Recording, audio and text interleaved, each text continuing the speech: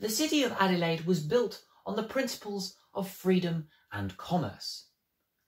It does not share the same convict history as some of its city counterparts on the eastern coastline of Australia, like Sydney or Brisbane. And so great industries were allowed to prosper and be created and drive this new free city into further progression and development. Industries such as mining industry, fishing industry, of course the construction industry, building all of those buildings and houses for all the people, and even winemaking, a big industry even today in South Australia and in Adelaide. And so this video is going to be an introduction into those early years of this free city of Adelaide, the highs, the lows, the depths and the progress that was made to form what is now a brilliant city, most livable and prosperous city of Adelaide.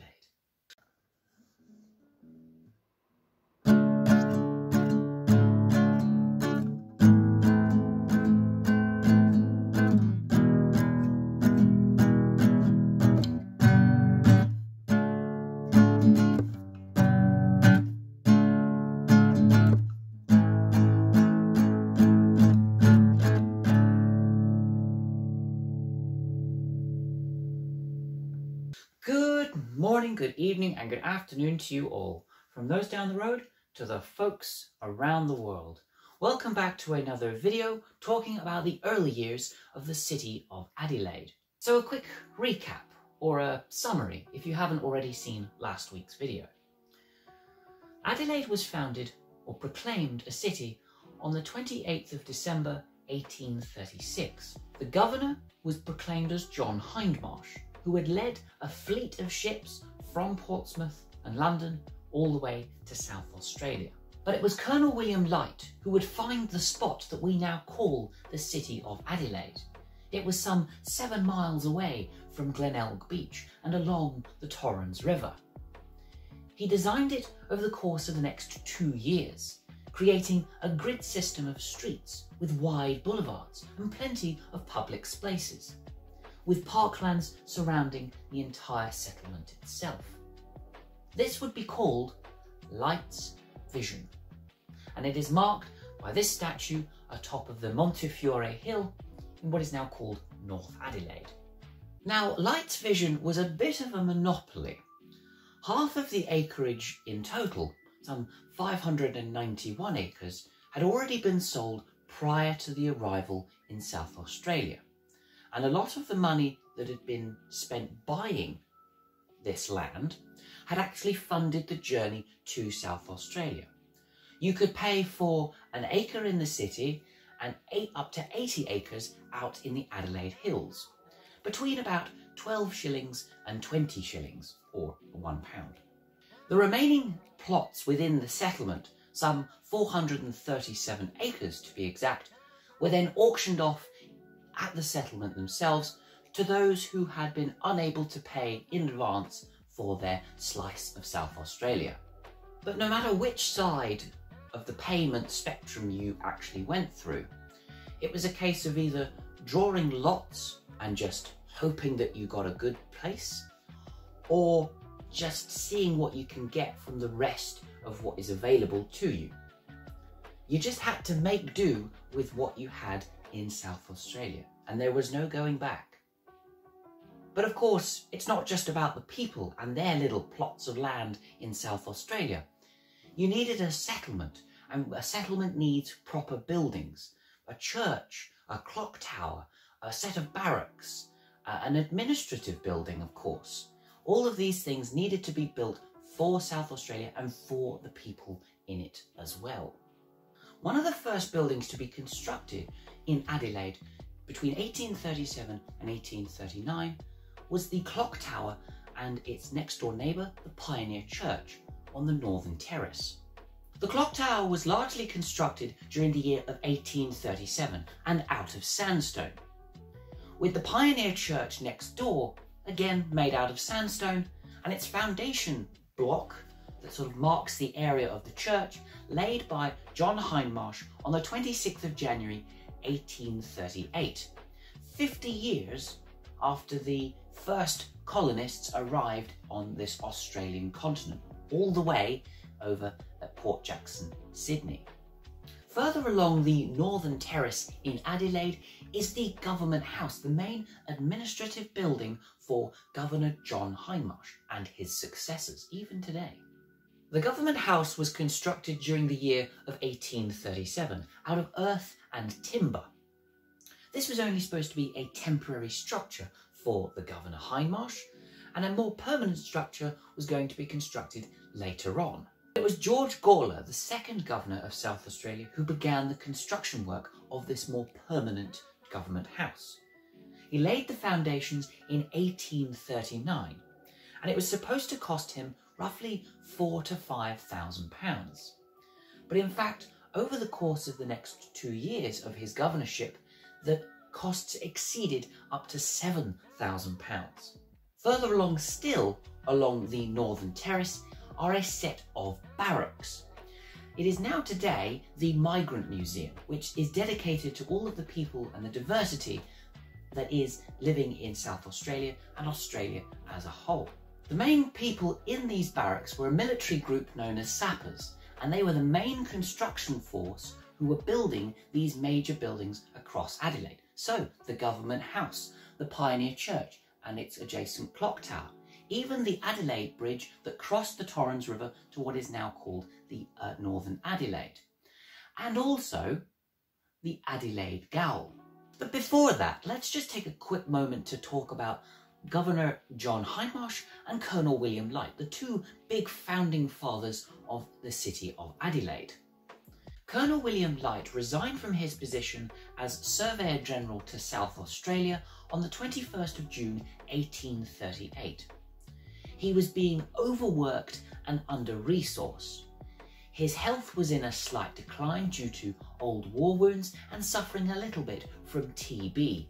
And he'd also put a considerable amount of money into the efforts of surveying the surrounding areas in Adelaide.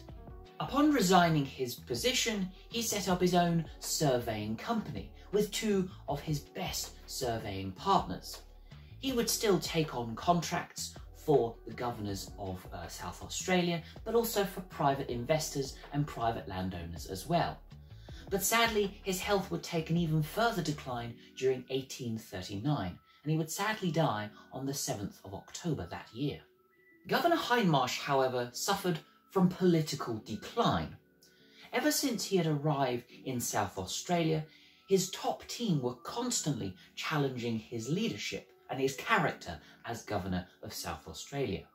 There were voices within the South Australian government and the population as well that suggested that the administrative lead, the governor, should go to a civilian and not to a naval officer like John Hindmarsh. These critical voices and voices in discontent against Hindmarsh's character were made to the Colonial Commission out in London, who then immediately recalled John Hindmarsh from the position of governor. His last day was the 16th of July 1838. John Hindmarsh's replacement was Lieutenant Colonel George Gawler, who arrived in South Australia on the 17th of October 1838, some 4 months after Hindmarsh had left. And yet another military man in what should have been a civilian position. Perhaps it was just John Hindmarsh that they just didn't like. Gawler's tenure as governor to South Australia was marked by large public expenditure. He would spend a lot of money on the public buildings that would service the people of South Australia and the colony of Adelaide. So, like I mentioned before, the replacement Government House built from 1839 and the barracks which were built around the same time. But also the Adelaide Gaol, which was probably one of the biggest expenditures in Gawler's tenureship. Now, I've used the word gaol a few times during this video already, but I haven't exactly explained what it is. You see, a gaol is just another fancy word for a prison, a jail, the lockup, the big house, the detention centre, whatever you want to call it. It's basically just a giant prison. But when the Colonial Commission and the designers of South Australian settlement were making their plans as to who and where and what buildings were required for this new settlement, they didn't necessarily think that they were going to need a prison. They were perhaps ignorant to believe that all of the people who were travelling to South Australia for a brand new colonial prospect were going to be pure of heart, pure of character, with no evil thoughts within their minds. But this very quickly turned out not to be the case. But even as people arrived in South Australia, there was no great impetus to actually build a gaol, prison, jail, whatever. They built a small stockade for those ruffians that had caused a nuisance on the journey and since, but it wasn't really until 1839, 1840 that any great progress was made on actually building a proper prison. The works began on the Adelaide Gaol in the July of 1840 and estimated to cost about £17,000. The designer of the Adelaide Gaol was a man by the name of G.S. Kingston, and his designs gave the impression that he was building a medieval castle. He had 4 observation towers. The walls were designed to a certain height and then honeycombed on the uppermost portions. Now, a honeycomb brickwork is basically leaving bricks that are slightly loose so that should anyone try to escape, they would be knocked off, create a loud and distracting sound as they fell, and alert the guards. Quite a nifty little trick. So 4 observation towers, this honeycombed brickwork. There were 5 yards in the inside of the gaol, and there were 21 prison cells, some for singular occupancy, some were containing as many as 8 prisoners at a time. In total, the gaol could probably fit about 140 odd prisoners. And being inspired by the old medieval architecture of hundreds of years ago, Kingston also created what are known as grotesques, basically sculpted heads that are set into the walls of the gaol. And these heads were basically contortioned and positioned in such gruesome fashion to strike possible fear and reverence into the gaol prisoners. But these grand plans and designs would come at a major cost, not just financially either. You see, nobody was particularly happy with this radical and lavish design by G.S. Kingston. None of the 200 odd builders, none of the architects that were making this a design come to life, nor any of the stonemasons who were processing the bricks for the building itself. The stones that were being used were actually quarried on the northern outskirts of Adelaide, and so quite a fair distance between the quarry itself and the gaol placement.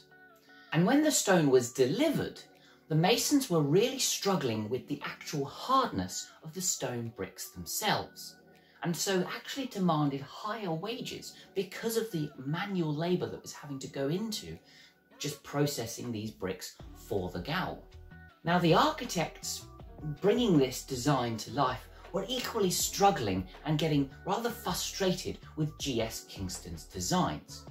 Kingston was never quite satisfied with his initial plan, so it went through many changes and updates over the course of that year. And so when it came to actually constructing the gaol itself, the 200 odd builders really struggled. Because of the architects and because of the masons having their own issues, it meant that progress on the gaol was very slow. Within a single year, only a quarter had actually been completed, and at a cost of £16,000. Originally, the budget had only been 17, and by the end of 1841, only about a half had actually been done. With a number of public works and public buildings being constructed since Governor Gawler first arrived in October 1838, and with a gaol that was becoming, well, a money pit, an expenditure that was going out of control, the entire colony of Adelaide in South Australia was actually going bankrupt. And so George Gawler's leadership qualities were actually put into question. On the 15th of May 1841, George Gawler was removed as the South Australian governor and replaced by a man called George Grey. He would run the South Australian government under the strictest of economies, trying to limit the number of expenditures being put out, and in terms of the Adelaide Gaol, creating a much more simplistic design for a lot less cost. Gray's first move was to negotiate with the builders and constructors of the Adelaide Gaol. He paid them nearly £20,000 in expenditure, and with a more simplistic design just told them to get on with it. He wasn't prepared to pay any more than that £20,000 figure. It would be another 8 years before the completion of the Adelaide Gaol itself, and the total costing is said to be £33,000. But of course, that last portion of finances never came and was never going to be given. In 1846, a man by the name of Francis Dutton, who was a copper miner in South Australia and also a South Australian politician in later life, would make a scathing remark about the Adelaide Gaol. He described it as an eyesore to the colony, ornamented with a parcel of trumpetry and useless towers, each of which costs thousands. Dutton would also note that a lot of other public buildings, including the Government House, were also in an incomplete state as of 1846. But the financial prospects of Adelaide did improve once Governor Gray had been installed in post. During the 1840s, a lot of copper mines were being found in the Adelaide area and the surrounding environs around it, and an industry that would last well into the 1890s and into the 20th century as well. And I think I might just leave the video right there. The first 5 years of the city of Adelaide, with perhaps a slight overlap into the forthcoming years. But we'll get to that next week. But for now, I shall see you all again next week and have a great day. Cheerio!